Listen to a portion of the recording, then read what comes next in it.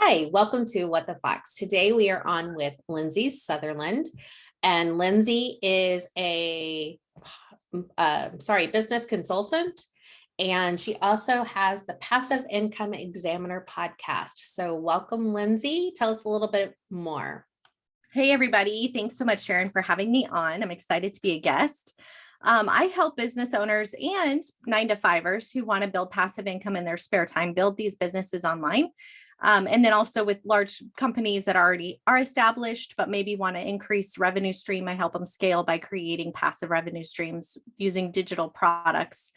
So that's kind of the short version of what I do, but that's not who I am. Who I am is a mother, a wife, and a passionate person about just living life to the fullest. Little about me, my parents both passed away before they hit retirement.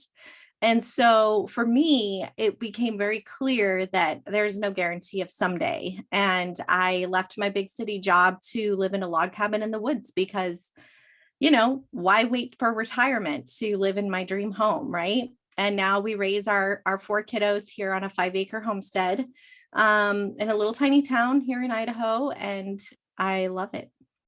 Oh my gosh, that sounds like the dream for me, other than I want to be closer to the ocean. So I know you're going to be semi-close and stuff with Idaho, but you have a little bit more of a drive than what I would prefer.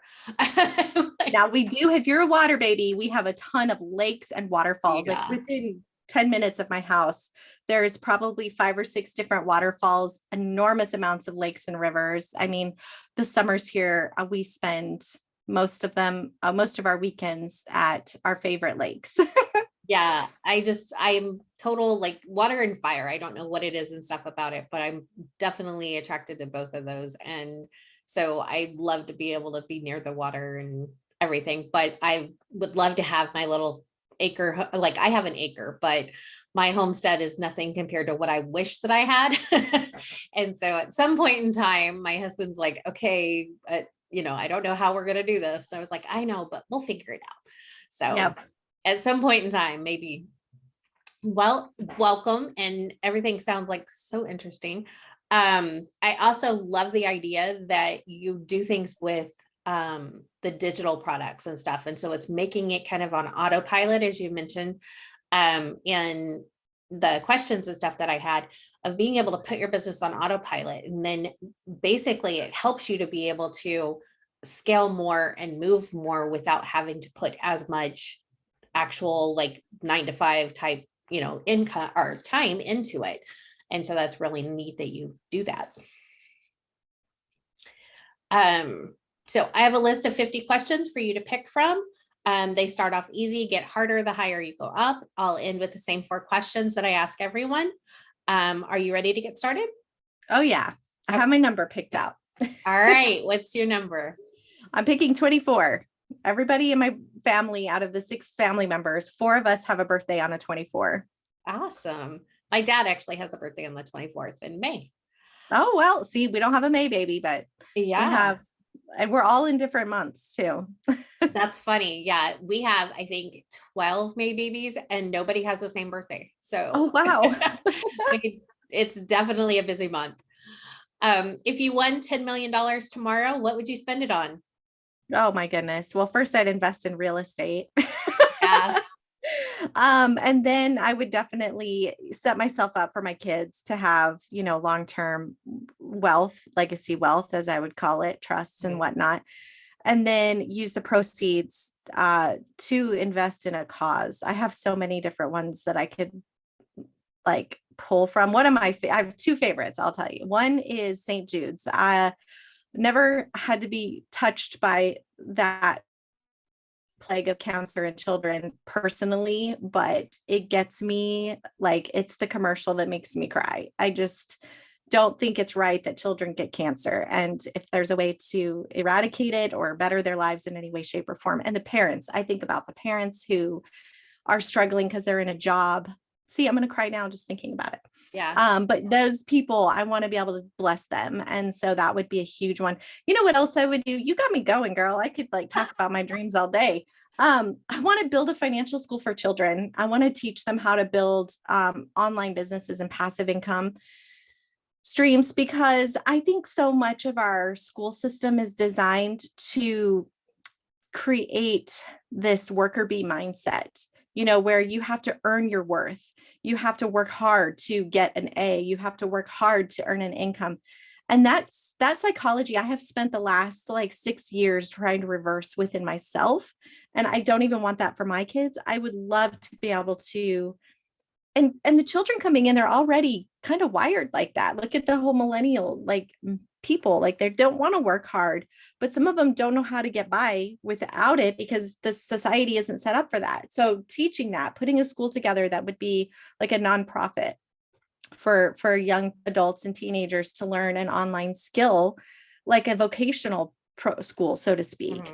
That's actually something near and dear to my heart. So that would be amazing. That would be in line with a book that I have in mind and stuff. And it not necessarily is geared towards kids, but it's geared towards everything that you need to do to be able to set up your business, instead of, here's pieces here and here's pieces here. And then here's all the books that I recommend and, everything else. And then that just takes, hours upon hours and years upon years to develop because of having to regurgitate or, figure out what means to you and what it doesn't mean to you and stuff, but actually be able to have step 1, here's what you need to do. Step 2, here's what you need to do. And that way you actually have that total business plan in place to where, now you can actually make something out of that instead of all the other that's out there.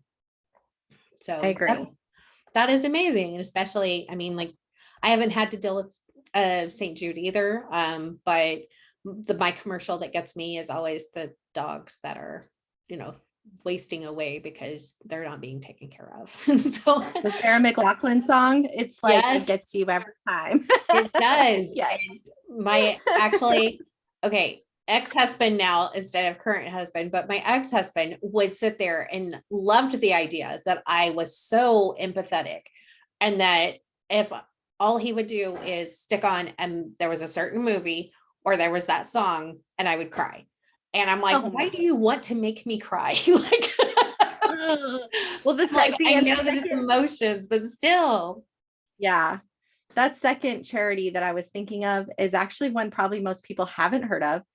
It's a full rescue mission. They help. So that in the horse racing industry, they want these bloodlines of these thoroughbreds, and they have these mares, and they want to keep them bred. And I can't really remember why. Oh, because they're nurse mares. So basically what happens is they're there to so the race babies get born from these high, bloodline thoroughbreds, but they want the moms back out racing. So they take the babies and they put them on these nurse mares that their job is to just have babies and stay in milk. Well, all these extra babies that are not bloodlines were being just trashed. I mean, literally thrown out. And so there's a rescue who takes these babies in and bottle feeds them and grows them, and then you can adopt them. So it is my goal to adopt one or two, but it's you got to be really set up, have the time to, you're going to bottle feed a horse basically. So that's one of my dreams too. Oh my gosh, that would be amazing. We've talked a little bit about getting horses and stuff. It's funny. My brother has this idea that we have this great big, huge, 5 or 10 or 40 acres or whatever amount that we have. He's on one side of it. I'm on the other side of it. In between, we have the barn, and then we have animals, and we have, food and, things like that and stuff in between. And my brother and I have not even lived near each other in a good 30 years. So wow. The idea that he has this in his mind of, hey, we need to get like this, and then this is our retirement. And, whenever he goes on trips, then I can take care of the animals. And when I go on trips, he can take care of the animals. I'm like, I guess we don't go on trips together. Oh no, we can do that. We'll just have the hand help us. And I'm like, okay, we have a hand. You know what? When we got out here, I thought the same thing, because I wanted to travel and take, the kids traveling, especially that I homeschool 3 of them. I want to be able to go get an education by going to Mount Rushmore, not talking about it in a book, Right. And so I had the same thing. I'm like, I want all these animals, I want a garden. And then when you leave, all of a sudden it's like, oh crud, what do I do?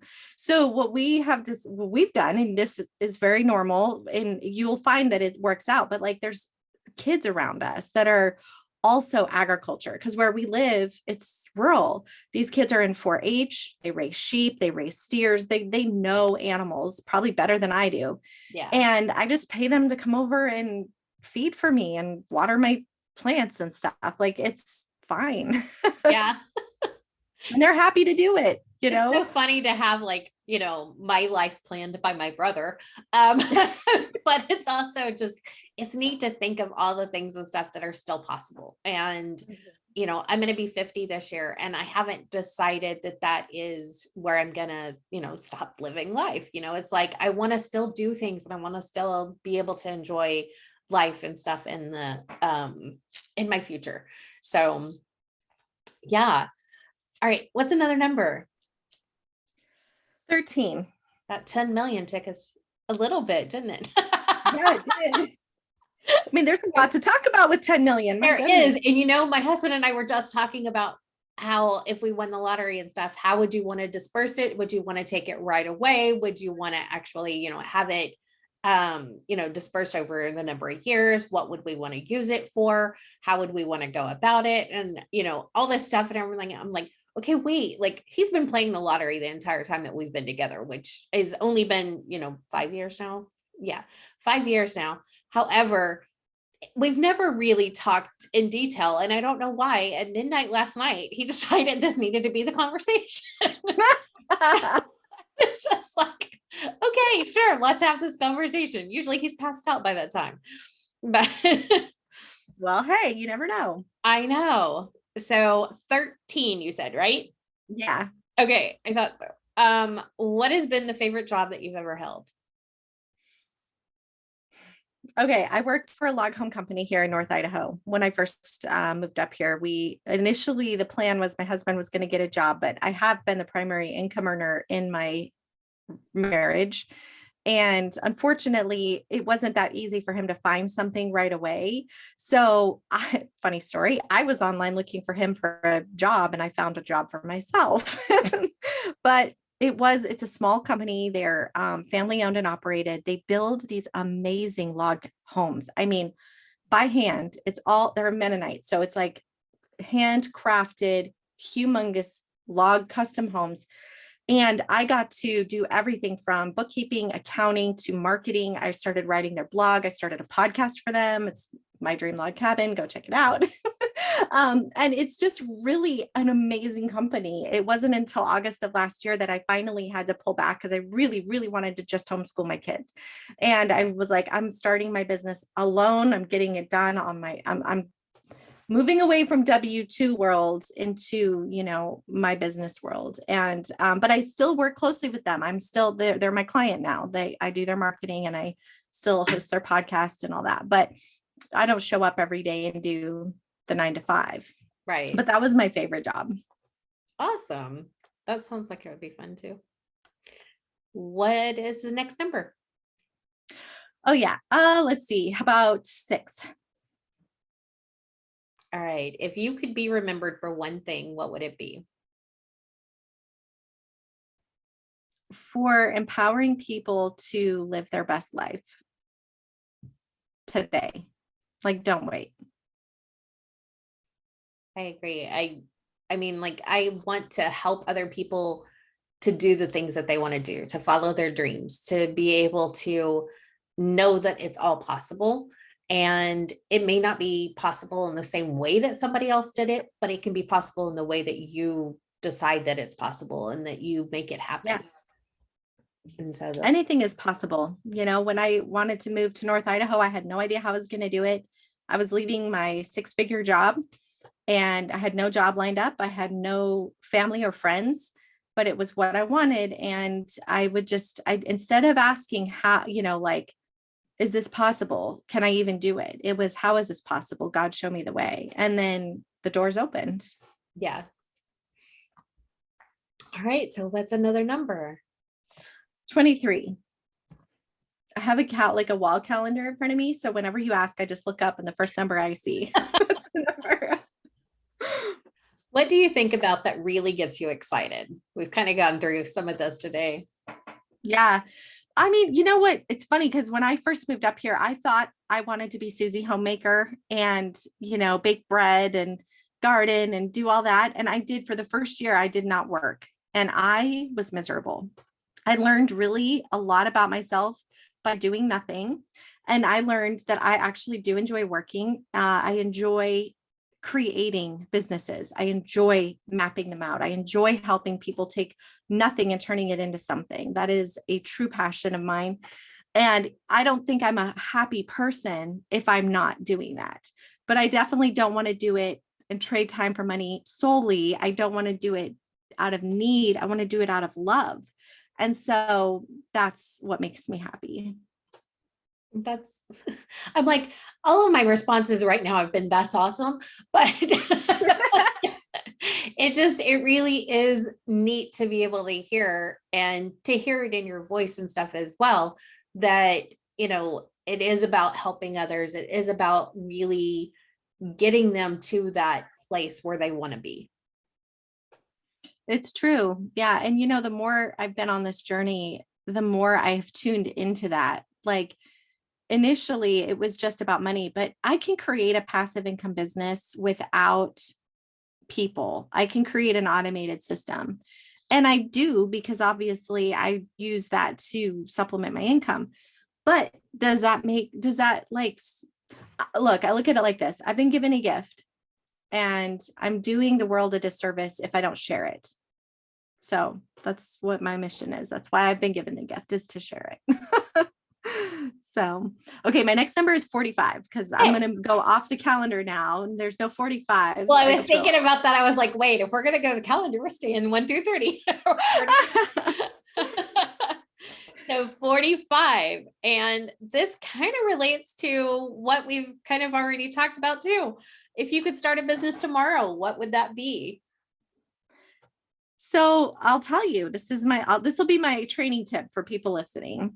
One way you could do. Now, this works for you if you already have a business, like I have my Passive Income Examiner podcast, right? And the business model I'm going to tell you is relating to my thing, but it could work for anything. If you're a teacher, if you are a massage therapist, it doesn't matter what you do.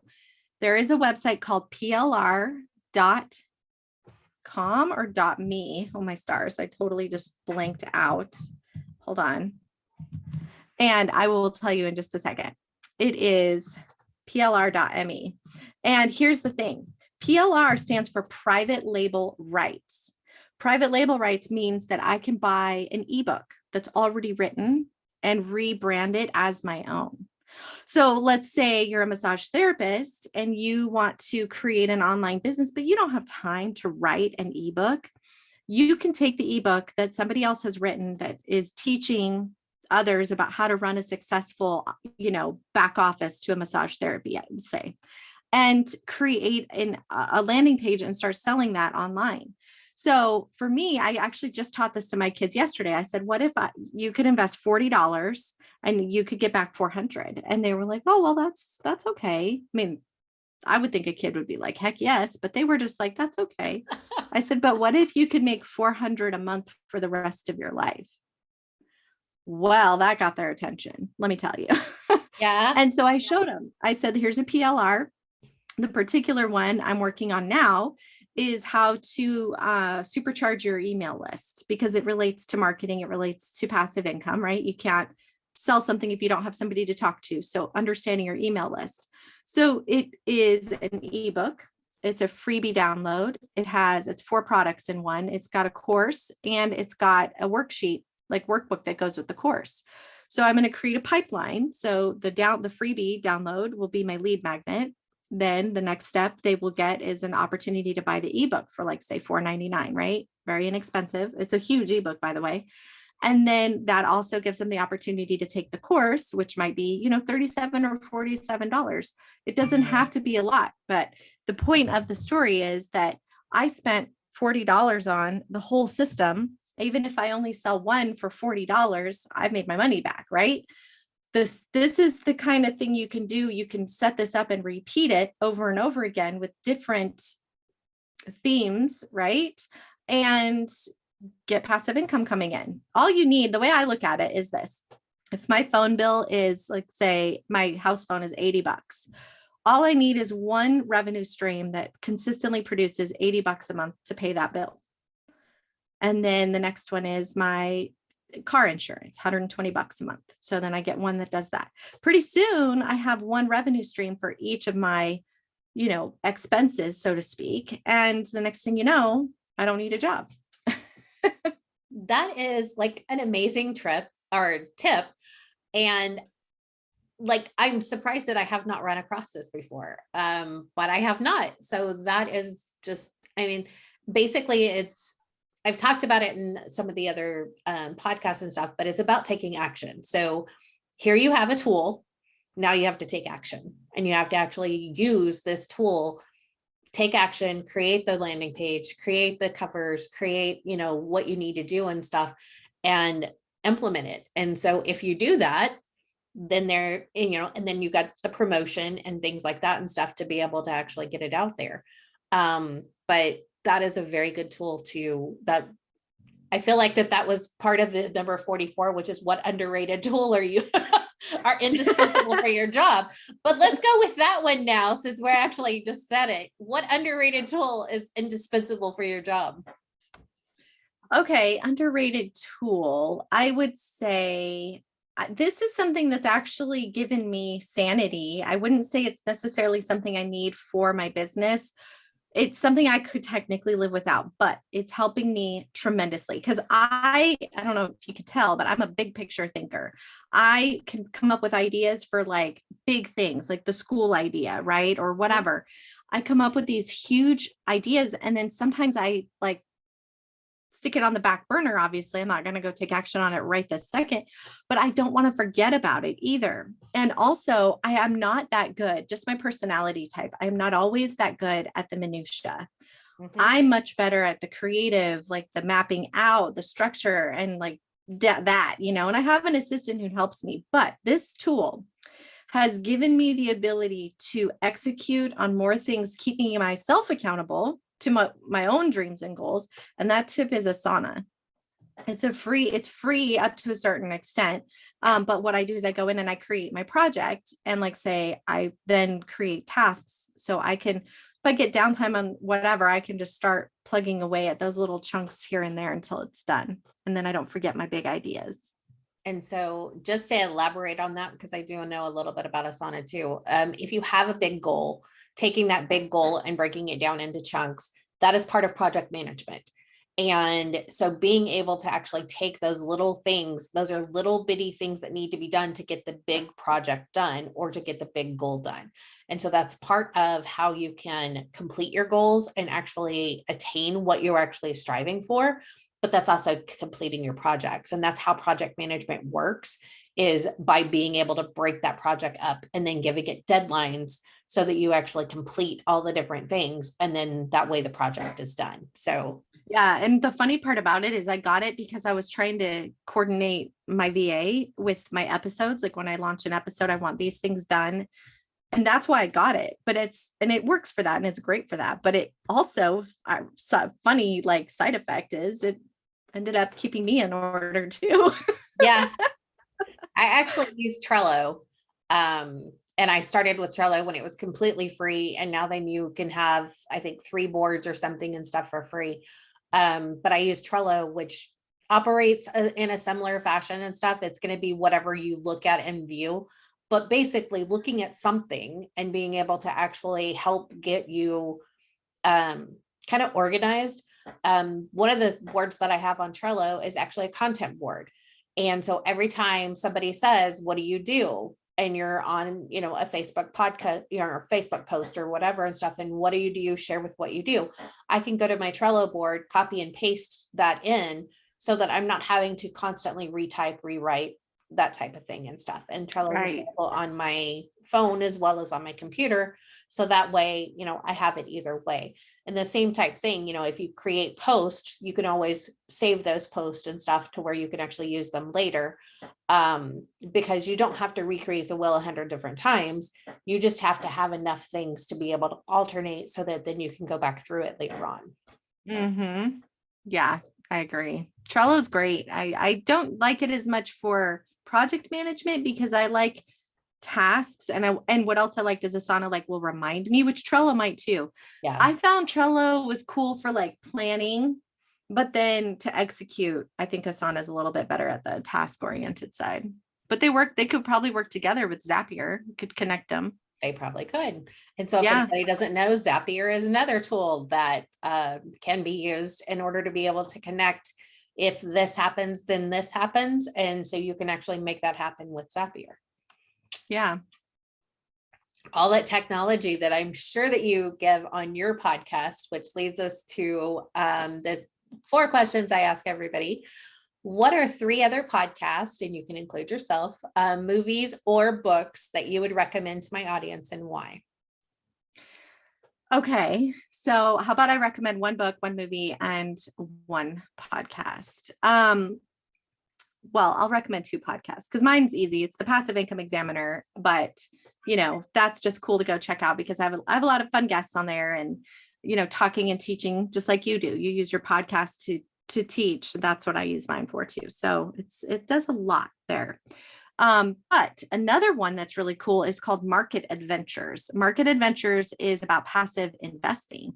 So that is one area that I don't feel very, like I'm not an expert in passive investing, but I want to be an expert in it. So then I love that podcast, Market Adventures. So, and I've had the host on my show and I was on his show. So it's kind of fun. He's got a great show. He puts out an episode every day. Oh my gosh. I'm like, wow, you're amazing. That's Tried intense. that in 2020. I had it 5 days a week. And after 78 episodes, I was done. Yeah. Like you could burn out, but like Yeah. he has a whole system because he's got a, agency, like, what am I trying to say? A podcast producer. So all he has to do is talk into the mic and then everything else is taken care of, which that makes it a lot easier. But if you're editing and uploading and then that's a lot of work. It is. Okay. So my book is, oh my stars. I feel like I'm just totally on the spot. And also I have a little bit of a headache. I will say my brain is a little bit befuddled today. But it is a book I've read 5 different times. I have to Google it. Hold on. I'm sorry. No, you're good. Let's see. The Compound Effect. As soon as I typed in the guy's name, it's like, oh yeah. The Compound Effect is a book written by Darren Hardy, who was the CEO of Entrepreneur magazine. What's really cool about Darren Hardy is, to me, he is like the modern day, the guy that wrote Think and Grow Rich. Mm-hmm. To me, Darren Hardy is the modern day version of that, because with Think and Grow Rich, the author went out and interviewed the wealthiest people to understand their mindset, right? Right. And wrote the book about it. Well, Darren, the wealthiest entrepreneurs like Donald Trump and, just big name guys, right? And then he wrote a book because he would ask them all, what is your best tip? And then he would try it on himself and ultimately developed this productivity life, this life that is so productive and so efficient and so geared towards self-fulfillment, right? That he ultimately wrote this book, and it is the best of all of the people that he talked to. But more than that, he implemented and executed on his learnings, right? So to me, it's the epitome of the best of the best of the best. And I definitely recommend it. I've read it 5 times, but I don't just read it. I literally implement what I learn. It's important to me. Yeah, and that's important and stuff. I had mentioned it on another podcast that I always highlight, like if I'm doing it through Kindle and stuff, especially, but I highlight different passages and stuff of the book, then go back later on and actually either type it up, or now Google Docs and stuff has an actual microphone on there. You can actually type in your words by just saying what it is. And so then being able to have that afterwards so that I'm reiterating everything that I need to do, then I can take that and actually make actionable steps out of that. And so being able to actually take the process to learn when you read, not just read for the sake of reading. Yeah, I was in a book club recently and we were doing like a book a month. And I read this book called The Big Leap. And I got done reading it. I read it twice in the same month. And I told her, I said, I don't think I can do this book club. And she said, why? And I said, because I feel rushed. Like I don't want to just read a book just to read a book. I want to read a book and then I want to do the book. I'm like, I want to like spend 6 months on this book, this particular book, not, every book, but this one. And I just don't want to move on to the next book just because. And she was like, okay, well, that's understandable. And I was like, all right. So then I'm not in the book club now. It was too much commitment. Yeah. And just like made me feel too pressured.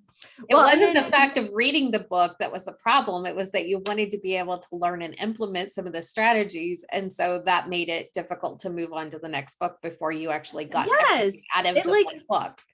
I'm like, it was kind of annoying because I'm like, I don't want to move on to the next book. Or I would reach back out to the other ladies in the group. I'm like, are you guys trying it out? What's working for you? Have you had any cool experiences?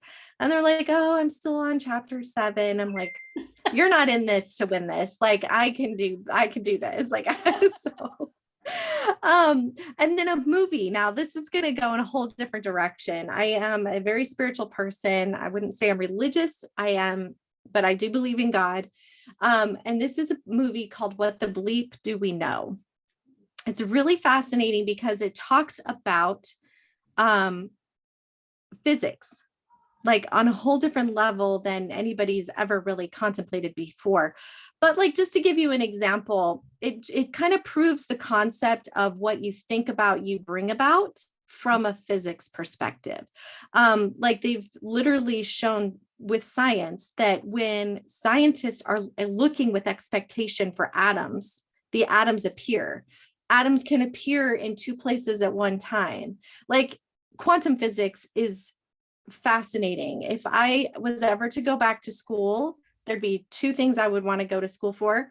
Just I have no desire to go back to school though, so forget that idea. But one is naturopathy, because I'm really interested in holistic herbal medicine and homeopathy. And then the other would be quantum physics, believe it or not. Just because I think it's so cool and so interesting how it works. But yeah, that's a pretty interesting movie. I have not heard of that movie either, so I'll have to check that out. What is one question you wish I had asked you, and how would you have answered it? I don't know. I feel like maybe asking me about how I was able to move from Phoenix to Idaho with no infrastructure. A lot of people, it was 50-50. People thought I was either smoking something or this is the best thing. And they were like totally excited and wish they could do it. It was 50-50, black and white. Even my family was, either in support of me or really trying to talk me out of it.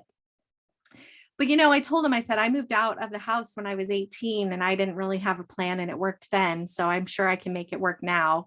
I believed in myself. I believed in my ability to be resourceful.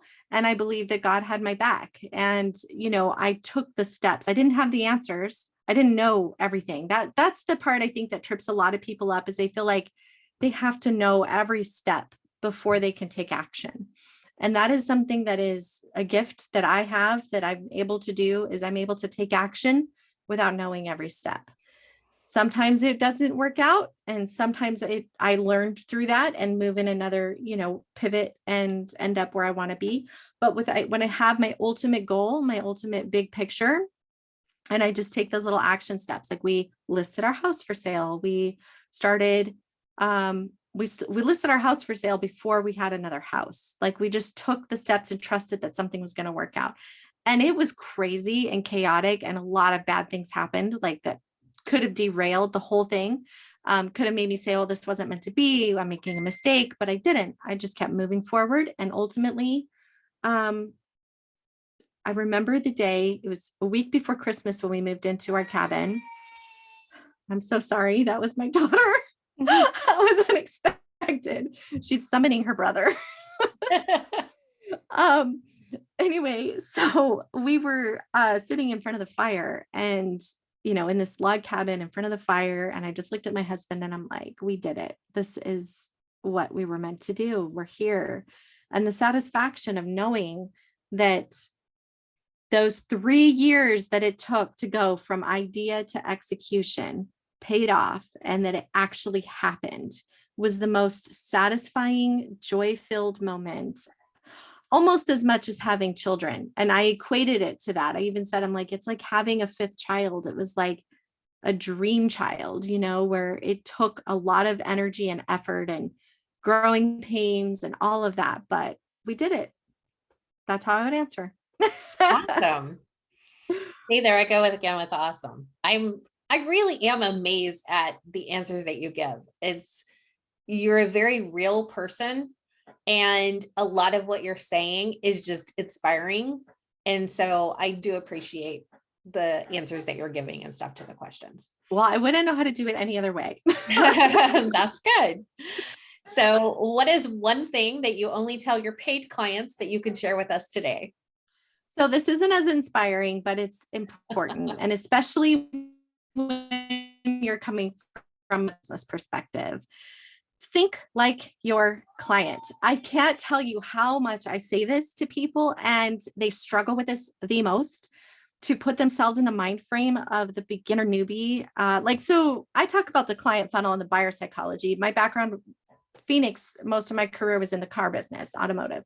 And so I use this analogy, like when people first walk on the lot, they're just tire kickers, right? They're looking for information. They don't know yet what kind of car they want. They're not ready to walk in and buy. They just want to explore the lot.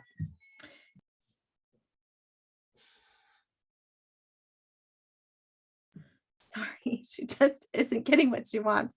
And then the second phase of the funnel is the people who are now they've decided they want the Ford Mustang, but now they're like, what dealer am I going to buy it from? Right. So they're in that, I need to know who I want to buy from. I know what I want. Now it's where am I going to get it?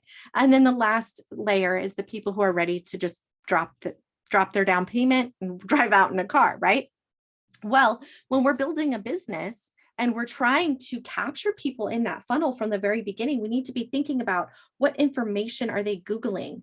They're probably not Googling Ford Mustang payments, right? They're not Googling that, because at this point, they haven't even decided that the Ford Mustang is what they want. They're like, what's a sporty economy car that gets good gas mileage, right? Like whatever it is that their pain point is that they're curious about, that's what we need to be thinking about. And I think as business owners and with my clients, often they're so immersed in what they're doing and how they're helping people that they've lost sight with what people are going through in that very beginning, because they're at the other end of it, right?